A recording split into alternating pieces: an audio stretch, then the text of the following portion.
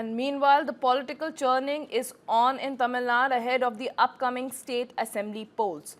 To discuss the NDA seat sharing formula, Union Minister and the BJP's Tamil Nadu election in charge, Piyush Goyal, is scheduled to arrive in Chennai today. A high-stakes meeting is set to take place between Goyal and AIADMK General Secretary Edappadi K. Palaniswamy, also known as EPS, to finalize the seat sharing arrangement. A key point of discussion will be the accommodations of TTV Dinakaran's AMMK, which is now formally part of the NDA. The BJP is reportedly pushing for an additional 6 to 8 seats for the AMMK from the overall alliance pool. All eyes are now on the outcome of the talks between the BJP and the AIADMK leadership as the alliance works to seal its electoral strategy.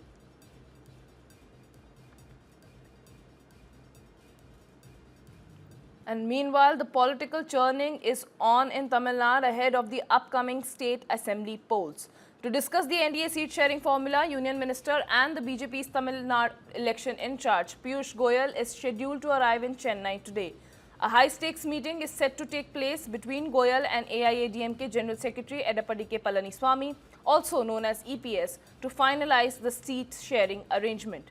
A key point of discussion will be the accommodations of TTV Dinakaran's AMMK, which is now formally part of the NDA.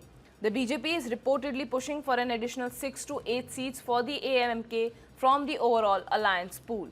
All eyes are now on the outcome of the talks between the BJP and the AIADMK leadership as the alliance works to seal its electoral strategy.